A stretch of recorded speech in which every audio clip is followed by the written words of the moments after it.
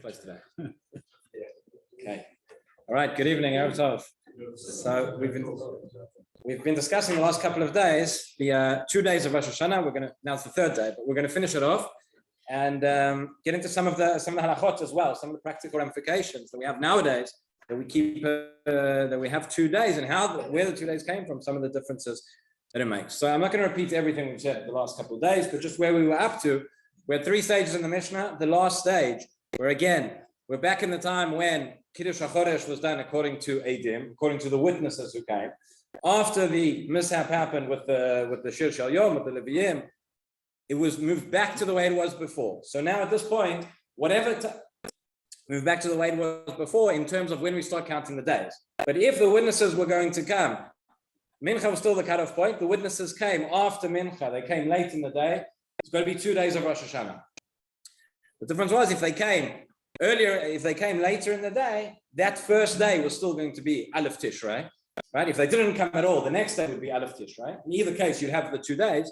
But start the first day being Aleph Tishrei, and that's what we explained yesterday. Why nowadays we have 2 days. The first is Aleph, the second is Bet, not the 30th and the first. So what we said, the Mishnah ended off. It said that Rabban Yochanan ben Zakkai made this decree that after the Churban, that it went back to the way it was before, meaning that if the witnesses came later on after Mincha, that day would still count. That day would still count as day 1. Okay, there's another couple of changes that happened as opposed to what happened before. You might remember we said originally, before they made that decree, there was the strange situation whereby you might have had 2 days of Rosh Hashanah in Yerushalayim, right? Because the witnesses didn't count. But everywhere else, according to Rashi, you could keep only 1 day, because in most years, it happened to be the 30th day would have been Rosh Hashanah. Says Rav Zevin, at this point, that was no longer the case. Because before, they could have relied on the fact that in a majority of years, right, the witnesses would have come on that day. Now, it's not enough. You could say in a majority of years, the witnesses would come, yes. But when would they come? Because if they came later in the day, they came after Mincha, you'd still have to keep the next day. So at this point, everybody would have to keep 2 days across the world. And the third thing is now this is where we start getting into the concept of Yom Ha'arichta. Yom Ha'arichta. And this is going to be the difference between 2 days of Rosh Hashanah and the 2 days of everything else, right? Yom Tov Sheni Shel Galiot, the second day is a safek. The second day is a doubt. We're not sure if the first day was meant to be, so the second day, keep up. That's why one of the questions I mentioned at the beginning, that very, very often we get asked all these questions about Yom Tov Sheni. Probably the most common question people ask in Chutz La'aretz is, Rabbi, why do we have to keep the second day of Yom Tov? Really, it's a doubt. We don't know. We have the calendar. We know when it is. You know, I understand years ago, centuries ago, when they didn't have a calendar yet, they didn't know when it would be. They'd have to keep the second day. Why do we still have to keep the second day? The easiest answer is make Aliyah, and you won't have to. That's number one. But beyond that, people don't realize that already for a very, very long time, it has not actually been a safek. Right? The Gemara already in the second generation of the Amoraim, the Gemara says at the beginning of Beitzah, says they said, Anan the Bekin Bekviyah de Yarcha. Says, no, when the astronomical calculations, we know when the witnesses can come and when it's going to be Rosh Chodesh and when the Chagim are going to fall out. Do we still have to keep the extra day? And the answer says the Gemara Shalchu Mitam is minhag avotechem b'yedechem. Be very, very careful with the minhag. This is the minhag that has already been established. The Gemara gives a reason. It says it might be later on there will be times of persecution. There will be times when you're going to lose track of when the day is, and therefore you should still keep this extra day. Whether we're going to lose track or not, but by then it had already become an established minhag, an established custom that there would be 2 days of every Yom Tov, even though it's no longer a doubt. Okay, but because it began as a doubt, because it began as a safek, even when it was known and even when it was a takana, it was still kept in such a way that it began out of a doubt. So what do I mean? What are the ramifications of this? Is that essentially we're saying, yes, we're keeping 2 days. You're keeping 2 days of Yom Tov. But the reason is inherently, really only 1 day is the real Yom Tov, so to speak. So in a certain way, we have a mimanaf, meaning if the first day is actually Kodesh, the second day is actually Chol. If the second day is actually Kodesh, the first day is Chol. Where does this have a halachic ramification. And we'll see in a moment that Rosh Hashanah is going to be different. So the Gemara, famous Gemara at the beginning of Beitzah, the very first Mishnah says, Beitzah shenoda b'Yom Tov. You have an egg that was laid on Yom Tov, which is muktzah. And the Gemara goes through the first daf and the first few daf discuss different reasons, different machloket amarayim, exactly what case the Gemara is referring to. But one of the opinions is the following, that it's referring to a case where you had Yom Tov, which came after Shabbos, and so the egg which was laid on Yom Tov means that the egg was finished, was produced, was formed on Shabbos itself. Shabbat, you cannot do hachana, you can do preparation for Yom Tov. Therefore, the egg is going to be muktzah on Yom Tov because it was prepared on Shabbat.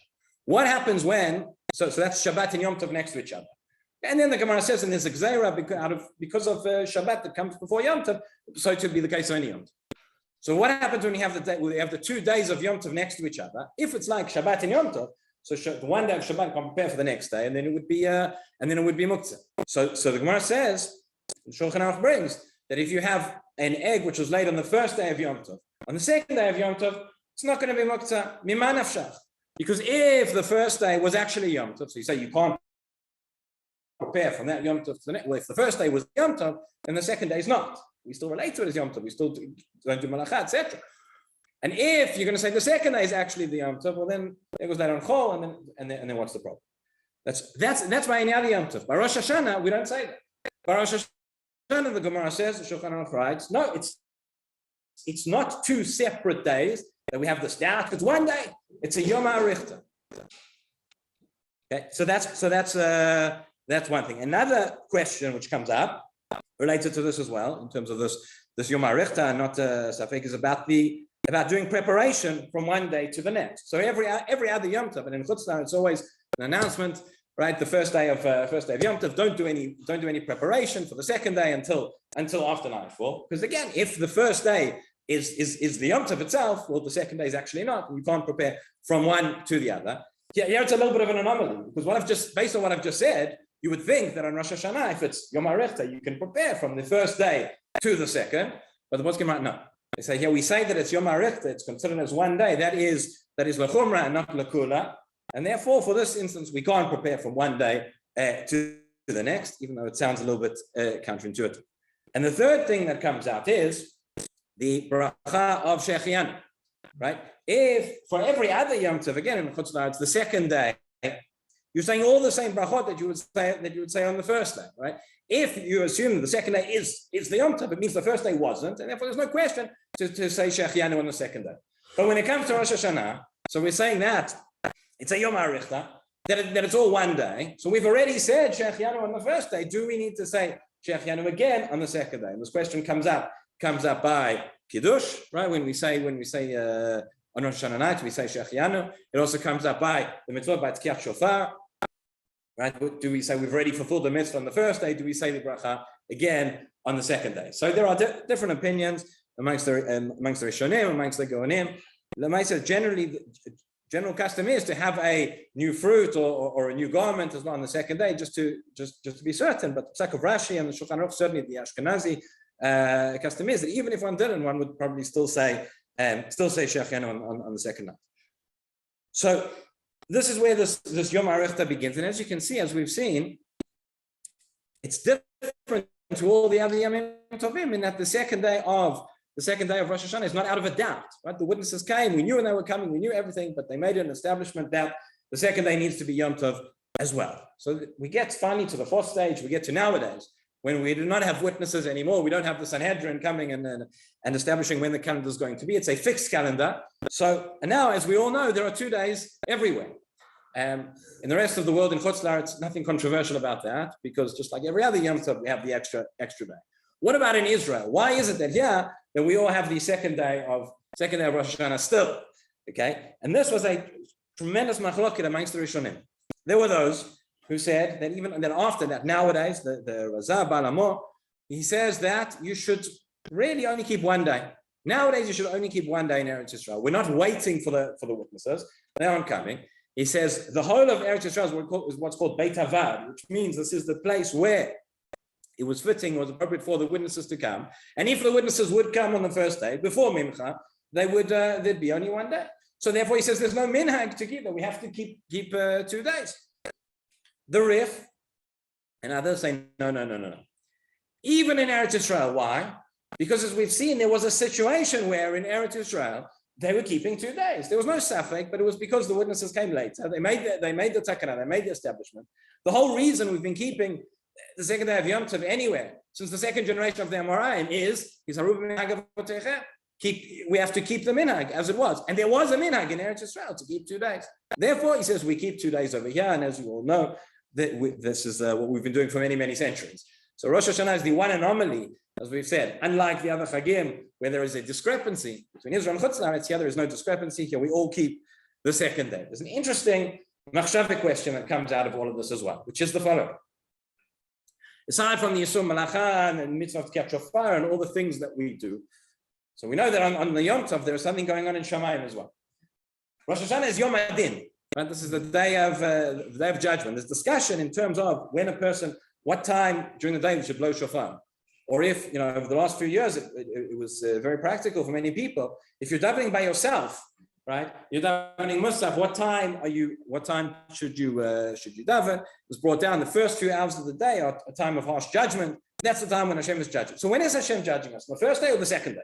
Right? From the Torah, there's only one. As we said, there's only one day of Rosh Hashanah. When Chachamim come along and say, okay, now everywhere, Israel included, we've got the second day as well. What does that? Does that affect the judgment that's taking place? Are we judged on the second day? And if you think, if it sounds like a trivial question, it's not, because we say now in our tefillah, right? Some of the piyutim, for example, in Ilchot Yom Kippur, it says that one of the piyutim, it says, right, kifana yom, right, when the day has passed, whether we say that, the Mishnah has a whole discussion. Do you say those words before Shkia, or if it's after Shkia, do you change the words? We don't want to be saying anything that is not 100% true, particularly anytime, particularly Rosh Hashanah, Yom Kippur. We don't want to be dover shkarim lefnei Hashem. God forbid. We don't want to be saying lies in our tefillah. So we're saying Hayom Harat Olam. Today is the day the world was born. Today everybody's being judged. We say that both days. We say that the second day. If it's not true, if the judgment only, right, for all sorts of technical reasons that we've explained, Chachamim added a second day of Rosh Hashanah, is still the day that we're being judged. So there's one approach that I saw, which is very interesting, which wanted to say that this was brought. I saw it was in a sefer in the name of Nevensa from the Old City. He said that the first day is Rosh Hashanah D'Oraita, and the second day is D'Rabbanan. So he said maybe the first day you get judged for all the D'Oraitas that you've done, and the second day you get judged for all the D'Rabbanans. Okay, that's one approach. Interesting thought. The Zohar tells us as well that there is a difference in the judgment between day 1 and day 2. It says the first day is day of Din Akashya, of harsh judgment. The second day is a day of Din Rafia, of sort of soft judgment, more mellow judgment.